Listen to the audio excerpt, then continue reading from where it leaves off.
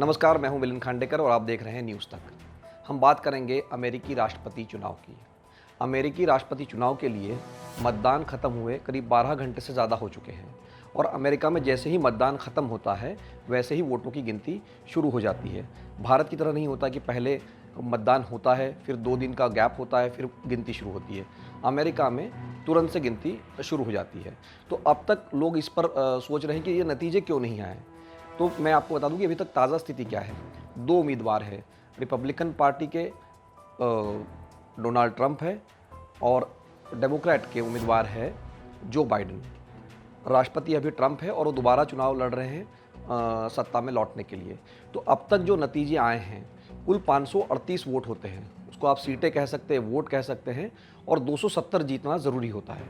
तो अब तक जो 50 राज्यों में से 41 के नतीजे सामने आए हैं, उसके मुताबिक जो विपक्ष के उम्मीदवार है या जो चैलेंजर है जो बाइडेन डेमोक्रेट, उनको 224 वोट मिले हैं और डोनाल्ड ट्रंप को 213 वोट मिले हैं।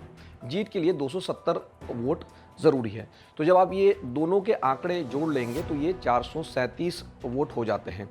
कुल वोट है 538, यानी अब भी 101 वोट का फैसला होना बाकी है और ये वोट में से ज़्यादातर वोट जिसके पक्ष में जाएंगे वही अमेरिका का अगला राष्ट्रपति होगा। तो अब सवाल ये उठता है कि ये वोटों की गिनती में देरी क्यों हो रही है। तो मैंने जैसे आपको पहले बताया कि 9 राज्यों में गिनती अभी बाकी है।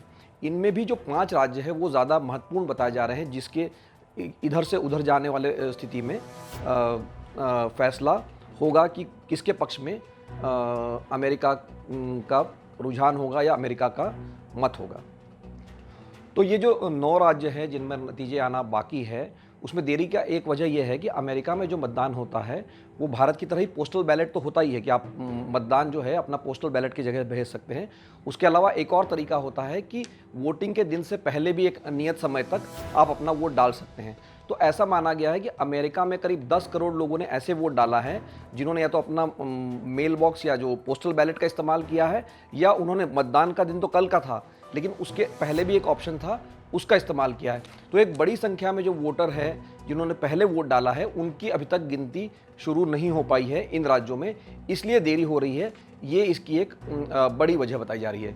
और इन जो 9 राज्य हैं इनमें से भी सारी नज़र जो है वो कुछ 4-5 राज्यों में है, जिनके मैं आपको नाम बता देता हूँ एक एक करके। Arizona, Pennsylvania, Michigan, Georgia. तो ये जो राज्य हैं इन पर सबकी नज़र है। इसमें एरिज़ोना माना जा रहा है कि ये बाइडेन की तरफ जाएगा और अगर वो जीतते हैं इस राज्य को, तब उनको सिर्फ 2 और राज्य की ज़रूरत होगी, विस्कॉन और मिशिगन की जीतने की। अगर वो 2 राज्यों में जीत जाते हैं तो वो उनका आंकड़ा 270 के पास पहुंच जाएगा और वो राष्ट्रपति बन सकते हैं। लेकिन अब कॉम्प्लिकेशन ये है कि वोटों की गिनती तो अभी पूरी नहीं हुई है। जो राष्ट्रपति है डोनाल्ड ट्रंप इस समय अमेरिका के, उन्होंने थोड़ी देर पहले एक भाषण देकर ये कह दिया कि हम जीत चुके हैं चुनाव का नतीजा आया नहीं पूरी तरह से, जैसे मैंने कहा अभी 270 का आंकड़ा पहुंचा नहीं है, लेकिन ट्रंप ने ऐलान कर दिया कि हम चुनाव जीत चुके हैं। अब सवाल ये है कि वहाँ पर कोई चुनाव आयोग भारत की तरह तो होता नहीं है। हर राज्य में अपनी अपनी गिनती होती है और उसको एक तरह से कोलेट किया जाता है डेटा का। तो कोई एक एजेंसी नहीं है जो कहेगी कि ये फला व्यक्ति जीता। हर एक राज्य अपनी अपनी गिनती करता है और वो रिजल्ट देते जाता है। तो चूंकि इन राज्यों के अभी तक नतीजे नहीं आए हैं तो ये माना गया है कि अभी तक कोई भी पूरे नतीजे अमेरिकी चुनाव के नहीं आए। लेकिन ट्रंप ने ऐलान कर दिया कि मैं चुनाव जीत चुका हूँ। दूसरी तरफ उनके जो विरोधी है बाइडेन, उन्होंने ये कहा कि आप संयम रखिए, हम जीतने जा रहे हैं। अपने समर्थकों से उन्होंने कहा कि आप धैर्य रखिए। लेकिन अब कॉम्प्लिकेशन ये हो चला है कि ट्रंप ने कहा कि वो चुनाव जीत चुके हैं और वो सुप्रीम कोर्ट में चले जाएंगे इसके खिलाफ में। अब ये सवाल है कि जब ट्रंप कोर्ट में जाएंगे तो क्या होगा। तो जितने भी विश्लेषक हैं, जितने भी जानकार हैं, वो 2 सिनेरियो बता रहे हैं कि ये वोटों की गिनती जो चलनी है, जो मैंने बताया बाकी 9 राज्य जो बचे हैं, वहाँ ये गिनती शुक्रवार तक, यानी अभी 2 दिन और चल सकती है। क्योंकि वहाँ जो गिनती होती है वो हमारी तरह से ईवीएम से नहीं होती कि आपने बटन दबा दिया और वोट काउंट हो गया। वहाँ पर हर एक वोट जो है वो पोस्टल बैलेट के मतलब बैलेट के जरिए, यानी मतपत्र के जरिए डाला जाता है। तो इसलिए उसमें गिनती एक एक करके होती है। तो इसलिए कुछ विश्लेषक ये कह रहे हैं कि 2 दिन और लग सकते हैं गिनती पूरी होने में। और इस बीच अगर ट्रंप चले गए कोर्ट में तो ये अगले कई हफ्तों तक एक लीगल बैटल चल सकता है कि चुनाव किसने जीता।